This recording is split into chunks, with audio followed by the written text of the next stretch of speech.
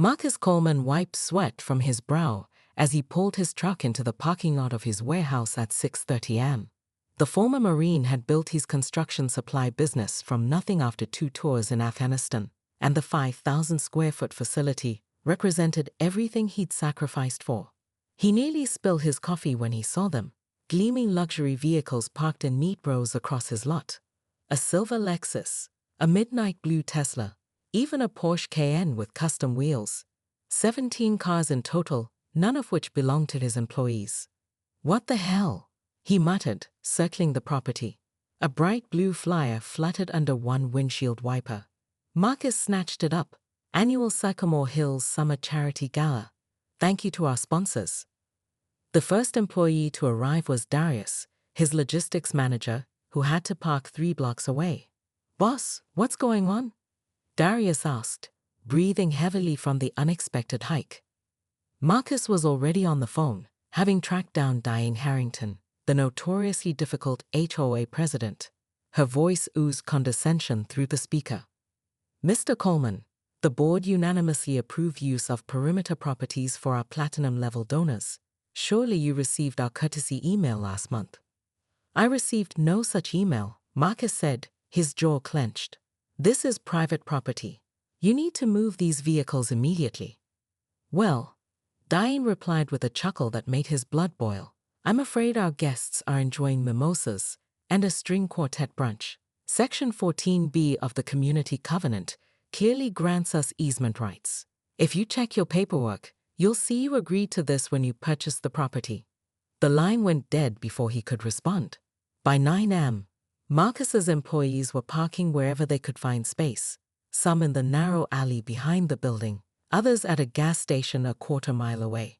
The first delivery truck of the day couldn't even enter the lot and left without unloading $20,000 worth of materials.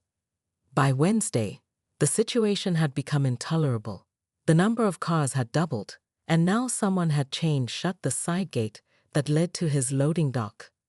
Marcus's blood pressure medication sat empty on his desk. The stress was getting to him, but seeing his business strangled made him more determined than ever. "They picked the wrong guy to mess with," he told Darius as they placed the 4th set of no parking signs around the lot. The previous 3 sets had mysteriously disappeared overnight. Marcus decided to document everything. He set up his phone on a tripod and recorded a comprehensive video walking through the illegally parked vehicles, zooming in on license plates and the damage they were causing to his business. "This is my employee Joe's," he narrated, pointing to a tired-looking man sitting on the curb. "He's 68 years old and has worked for me for 8 years. Today he had to park half a mile away and walk in the 95-degree heat because these people think their charity brunch is more important than his livelihood." At noon, Marcus made his way to the Sycamore Hills clubhouse, video evidence in hand. Through the large windows, he could see elegantly dressed people sipping champagne. A sign proclaimed, "Philanthropy Week, making our community better." The irony wasn't lost on him. The receptionist, a young woman with perfect makeup, looked uncomfortable when he asked to see Diane. "I'm so sorry, she's in meetings all day," she said, not meeting his eyes. "Then I'll wait," Marcus replied, settling into a chair in the lobby and pulling out his laptop. 3 hours later, Diane emerged from a side door, startling when she saw him. "Mr. Coleman, this is highly inappropriate," she hissed, glancing nervously at the wealthy attendees nearby. "As inappropriate as stealing someone's property?" he asked loudly enough for others to hear. A security guard appeared, suggesting Marcus leave the premises. That evening, an email arrived from HOA Legal Affairs threatening him with fines for disrupting community harmony and suggesting his business might face enhanced regulatory scrutiny if he didn't cooperate. When he arrived the next morning, someone had spray painted over his business sign, "The community, on our terms." By midday, the story had hit local news. "Charity Gala ends in towing disaster," read one headline. Another was more pointed. "HOA overreach costs donors thousands in towing fees." The cherry on top came at 4:30 p.m. when Marcus received a call from City Councilman Jenkins. "Mr. Coleman, I understand there was an incident today." Just enforcing private property rights, Councilman, Marcus replied. Yes, well, several influential citizens are quite upset. The mayor suggested I might help mediate a solution. The solution is simple, Marcus said. The HOA can reimburse all towing fees, pay for my damaged sign, compensate me for 3 days of lost business, and sign a legally binding agreement never to trespass on my property again. The following Monday, a certified check arrived for the full amount Marcus had requested, along with a signed agreement drafted by his attorney. The local paper ran a small piece noting that Diane Harrington had resigned from the Sycamore Hills HOA board to pursue other opportunities. Marcus used part of the settlement to install an automatic gate with key card access for his employees. The rest funded a comprehensive health insurance upgrade for his staff. The new sign above his business added a simple tagline that made his employees smile every morning.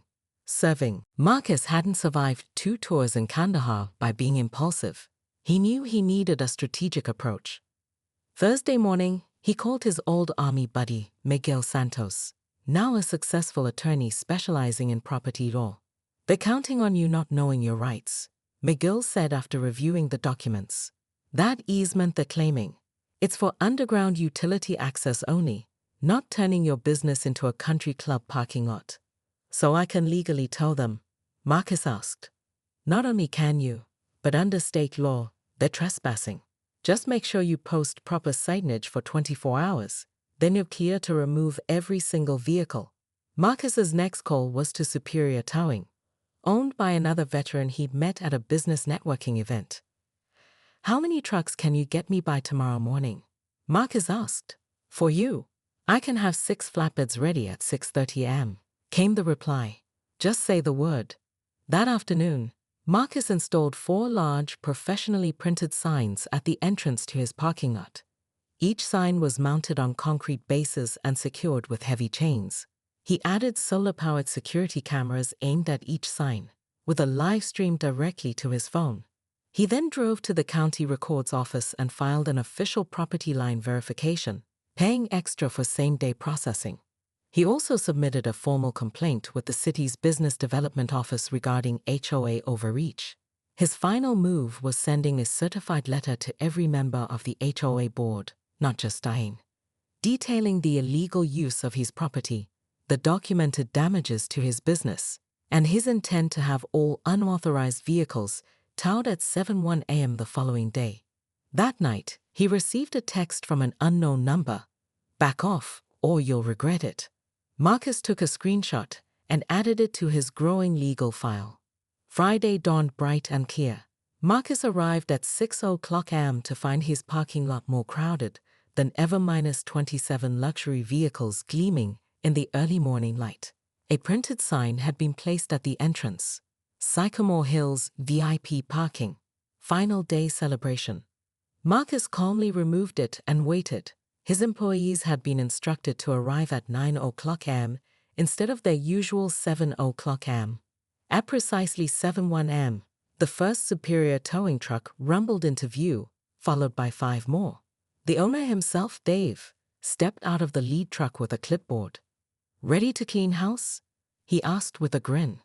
Hook him up, Marcus replied. The team worked with military precision. 2 trucks would secure vehicles while others were pulling away, creating a continuous flow of operations. Each vehicle was photographed, documented, and carefully loaded to avoid damage. At 8:15 a.m., a black Range Rover screeched into the now half-empty lot. Diane Harrington emerged, face contorted with rage. Stop this immediately, she screamed, running toward the nearest tow truck. Do you know who these people are? There's a state senator's car here. Marcus calmly played the video he'd recorded at the beginning. This is my property. These vehicles are trespassing. I gave written notice. The law is clear. We'll sue you into oblivion, Diane threatened, pulling out her phone. I'd advise against making threats on camera, Marcus replied, pointing to the security system he'd installed, especially since I've already filed a police report for the vandalism to my sign and the threatening text message.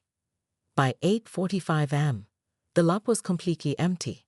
Dave handed Marcus a clipboard with documentation for each vehicle minus 27 in total, each towed to Superior's secure facility 3 miles away. The calls began pouring in minutes later. Marcus had prepared a recorded message that played for each caller. If you're calling about a vehicle towed from Coleman Construction Supply, please contact Superior Towing at 555-0175. Towing fees start at $275 plus $50 per day storage. All tows were legally executed from private property after 24-hour notice.